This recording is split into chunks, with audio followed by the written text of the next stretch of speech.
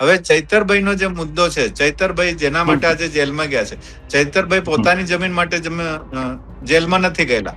એમના ગામની જે માણસો હતા એમની જમીનનો પ્રશ્ન હતો અને ત્યાં કપાસ ખેડી નાખવામાં આવ્યો હતો.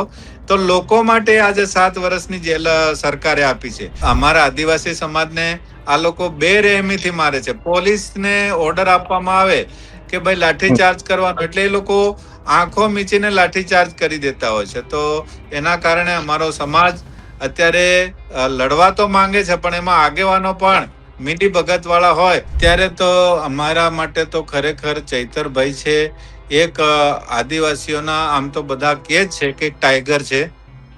તો એના સિવાય અત્યારે કોઈ એવો ચહેરો દેખાતો નથી કે અમારા આદિવાસી સમાજ માટે અવાજ ઉઠાવી શકે. જે ચાલુ ધારાસભ્યો છે એમાંથી કોઈ જ નથી. અને જે ચૈતરભાઈ છે એમનો નાક દબાવવા માટે પણ એ લોકો ષડયંત્ર કરી રહ્યા છે. આદિવાસી સમાજ છેલ્લા કેટલાય સમયથી ગુજરાતમાં જો વાત કરવામાં આવે તો પોતાના જળ, જમીન અને જંગલના મુદ્દાઓને લડાઈ લડી રહ્યા છે. આ મુદ્દાઓને લઈને ક્યાંક ને ક્યાંક અનેકવાર ચર્ચાઓ પણ થાય છે. અને હવે દાહોદમાંથી ફરી એકવાર મુદ્દો ઉઠ્યો છે જીઆઈડીસી મામલે. આ સમગ્ર બાબતોને લઈને વિગતે ચર્ચા કરીશું ને આપણી સાથે ચર્ચા કરવા માટે આમ આદમી પાર્ટીના નેતા નરેશ બારૈયા જોડાયા છે. નરેશભાઈ, સૌપ્રથમ તો નિર્ભય ન્યૂઝમાં આપનું સ્વાગત છે. હા, નમસ્કાર. જી, આ આખો જે મુદ્દો હાલ સામે આવી રહ્યો છે, સૌથી પહેલા તો એને લઈને શું કહેવા માંગતો? હવે ખરેખર તો અમારા આદિવાસી સમાજ પર વારંવાર આ ભાજપની સરકાર દ્વારા અત્યાચાર ગુજારવામાં આવે છે. કંઈક ને કંઈક બાને અમારા આદિવાસી સમાજને પાછળ ધકેલવા માટેનું એક ભાજપનું મોટું કારસ્થાન હોય એમ લાગી રહ્યું છે. કારણ કે આ અમારા જે જૂનો ઝાલોદ તાલુકો છે તેમાં કચલધરા ગામ આવેલું છે અને કચલધરા ગામમાં જીઆઈડીસી લાવવાના છે. નો ડાઉટ જીઆઈડીસી ગમે ત્યાં સરકાર કરી શકે છે, પણ એમાં જે ખેડૂતોની જમીન છે, 50 વર્ષથી ખેડતા હોય અને જે સનદો પણ મળેલા હોય, છતાંય હજી હક નથી આલ્યા એ લોકોને ત્યાં જઈને તો આ ભાજપની સરકાર ખરેખર અમારા માણસોને ડેમોના બહાને કે કોઈ પણના બહાને જમીનો લૂંટ. જી, અહીંયા ખાસ કરીને આખી બાબતને લઈને જો ચર્ચા કરવામાં આવે, આદિવાસી સમાજના અનેક વરિષ્ઠ નેતાઓ છે તમારા વિસ્તારમાં. ખાસ કરીને જો વાત કરવામાં આવે, જસવંત ભાભોર હોય, બચુ ખાબડ હોય, રમેશ કટારા હોય, આ તમામ નેતાઓ આદિવાસી સમાજના લોકો ઉપર લાઠીચાર્જ થયો એ દિવસે, છતાં હજી સુધી આખી બાબતને લઈને કોઈનું નિવેદન નથી સામે આવી રહ્યું. એવું કેમ જોવા મળી રહ્યું છે? હવે અહીંના જે અમારા સંસદ સભ્ય જસવંતસિંહ ભાભોર હોય, એમના ભાઈ શૈલેષ ભાભોર હોય, મહેશ ભુરિયા હોય, રમેશ કટારા હોય, યા તો દાહોદના ધારાસભ્ય હોય, હરેક ધારાસભ્યો છે એ ફક્ત ને ફક્ત એમની ભાજપની સરકારનું જ માની રહેલા છે.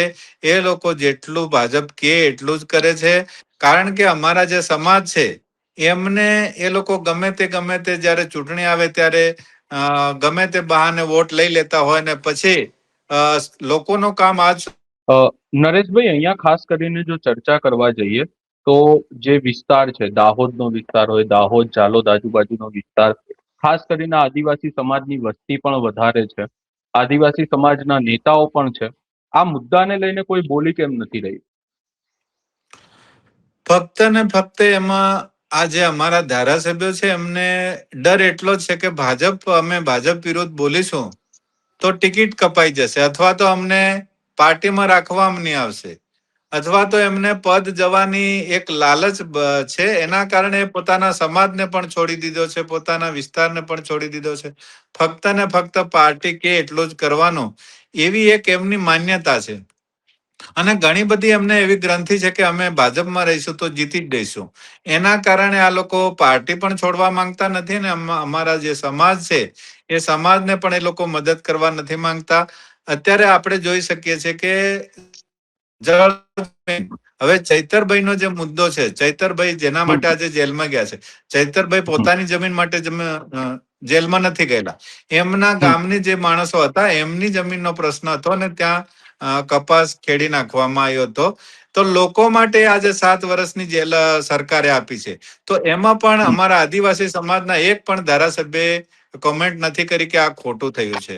તો આવા જે નેતા છે ખરેખર એ આદિવાસી સમાજને સાચતો નથી. અમારા સમાજને ગુમરાહ કરીને આટલો સમય એ લોકોએ વોટ લીધા છે. પણ હાલ જે બની રહ્યું છે દરેક જગ્યાએ, અહીંયા જે જીઆઈડીસી તો ખરું જ, પણ એરપોર્ટ વાળી જમીનમાં પણ વિવાદ સર્જાયો હતો. અને અમારા આદિવાસી સમાજને આ લોકો બેરહેમીથી મારે છે. પોલીસને ઓર્ડર આપવામાં આવે કે ભાઈ લાઠીચાર્જ કરવાનો, એટલે એ લોકો આંખો મીચીને લાઠીચાર્જ કરી દેતા હોય છે. તો એના કારણે અમારો સમાજ અત્યારે લડવા તો માંગે છે, પણ એમાં આગેવાનો પણ મીઠી ભગત વાળા હોય. તો આજે ગઈકાલે અમારી એક સભા થઈ હતી ત્યાં અમારા આગેવાનોની કચલદરામાં. તો એમાં એક નિર્ણય લેવાયો છે કે 13 તારીખે કલેક્ટર કચેરીથી બહાર ધરણા કરવાના છે ને એ સતત જ્યાં સુધી સરકાર નિર્ણય ન લે ત્યાં સુધી એ ધરણા ચાલુ રાખવાના છે, એવો અમારા સમાજના આગેવાનોએ નિર્ણય લીધો છે. ને એમાં હું પણ સામેલ થવાનો છે.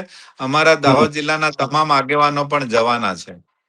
જી નરેશભાઈ, બીજો સવાલ એક અહીંયા એવો થાય છે, એવા સવાલો ઉભા થઈ રહ્યા છે કે જ્યાં સુધી ચેતર વસાવા જેલની બહાર હતા, કોઈ પણ વિસ્તાર હોય આદિવાસી સમાજનો, ત્યાં ચેતર વસાવા પહોંચી જતા. કોઈ પણ વ્યક્તિ હોય, એવું નહીં કે ડેડિયાપાડાના લોકો માટે જ અવાજ ઉઠાવો. આદિવાસી સમાજને જ્યાં જ્યાં તકલીફ પડે ત્યાં ચેતર વસાવા પહોંચી જાય છે. હાલ આદિવાસી સમાજને આ તકલીફ પડી રહી છે. શું ચેતર વસાવા નહીં હોય તો પછી આદિવાસી સમાજમાં કોઈ અવાજ ઉઠાવવા વાળું નથી એમના માટે? અત્યારે તો અમારા માટે તો ખરેખર ચૈતરભાઈ છે એક આદિવાસીઓના, આમ તો બધા કહે જ છે કે ટાઈગર છે. તો એના સિવાય અત્યારે કોઈ એવો ચહેરો દેખાતો નથી કે અમારા આદિવાસી સમાજ માટે અવાજ ઉઠાવી શકે. જે ચાલુ ધારાસભ્યો છે એમાંથી કોઈ જ નથી. અને જે ચૈતરભાઈ છે એમનો નાક દબાવવા માટે પણ એ લોકો ષડયંત્ર કરી રહ્યા છે. તો ખરેખર અમારા જે ચૈતર વસાવા છે, અત્યારે આ બનાવ એકલો નહીં, કોઈ પણ માણસની વગર વાંકે કોઈક મરી ગયું હોય, અથવા કંપનીથી કોઈ મરી ગયું હોય, કે અથવા તો પોલીસ અત્યાચાર કરતી હોય, તો ત્યાં ચૈતર વસાવા પોતાના જીવના જોખમે પણ ત્યાં પોકે છે અને એમને આશ્વાસન આપે છે સમાજ માટે. અત્યારે 3 રાજ્યોમાં એ પોકે છે. અત્યારે ગુજરાત એકલો નહીં, પણ મતલબ કે રાજસ્થાનમાં પણ ઘણાની વારે ગયા છે, મહારાષ્ટ્રમાં પણ એ ઘણાની વારે ગયા છે. તો ચૈતર સિવાય અત્યારે અમને લાગે છે કે ગુજરાતમાં બીજો એવો કોઈ નેતા નથી કે કોઈ વાત સાંભળીને ત્યાં પહોંચી જાય. ચૈતરભાઈને કોઈ આમંત્રણ પણ આપવું નથી પડતું.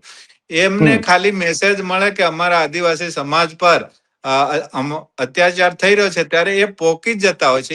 એમાં ખૂબી છે, એના કારણે આજે ગુજરાતમાં એમનું નામ વખણાઈ રહ્યું છે. જી નરેશભાઈ, આ મુદ્દાને લઈને હવે લડાઈ લડવામાં આવી રહી છે. 13 તારીખે દાહોદમાં રેલીની જાહેરાત કરવામાં આવી છે. એની સાથે સાથે 18 તારીખનો પણ કાર્યક્રમ છે. આગામી સમયમાં હવે આખી બાબતને લઈને કેવી રીતે લડાઈ લડવામાં આવશે? પહેલા તો અમે જે સરકાર સામે અમારા જે ત્યાંના લોકોની માંગ છે એ રજૂ કરવાના છે. અને તે જ દિવસે ધરણા પણ કરવાના છે. અને જો સરકારમાંથી એમ કહેવામાં આવશે કે ખરેખર જીઆઈડીસી અમે ગમે ત્યાં પણ જંગલોમાં કરે, કે અથવા તો સરકારની જમીનમાં કરશે તો વાંધો નહીં, પણ જ્યાં ખેડૂતો ખેડતા હતા એ જમીનમાંથી અમે એક ટુકડો પણ આલવાના નથી. તો કદાચ સરકાર માની લે કે ચલો અમે એ જગ્યા પર ના કરીએ જીઆઈડીસી ને, બીજી બાજુ ગમે ત્યાં કરે તો અમને કોઈ વાંધો નથી. પણ જે ખેડૂતો છે એની જમીન લેવામાં આવશે તો અમારે જે પણ રીતે લડવાનું થાય, ગાંધી ચિંધ્યા માર્ગે લડવાનું થાય, અથવા તો સરકાર સામે બાયો ચડાવવાનું થાય, જે હથિયાર ઉઠાવવાના થાય એ ઉઠાવવા માટે અમારો દાહોદ જિલ્લો તૈયાર છે. જી નરેશભાઈ, આપ અમારી સાથે જોડાયા અને આ તમામ બાબતોને લઈને ચર્ચા કરી, એની માટે તમારો ખૂબ ખૂબ આભાર. નમસ્કાર. જી એટલે કે હવે અહીંયા જે રીતની જાહેરાત કરવામાં આવી છે એ રીતે આદિવાસી સમાજ આગળ વધવાનું છે. જોવાનું રહેશે કે હવે આ સમગ્ર બાબતને લઈને આગામી સમયમાં શું થાય છે. તમારો શું અભિપ્રાય છે અમને કમેન્ટ કરી જરૂર જણાવશો, ને અમારી ચેનલ નિર્ભય ન્યૂઝને લાઇક, શેર, સબસ્ક્રાઇબ કરવાનું ભૂલશો નહીં.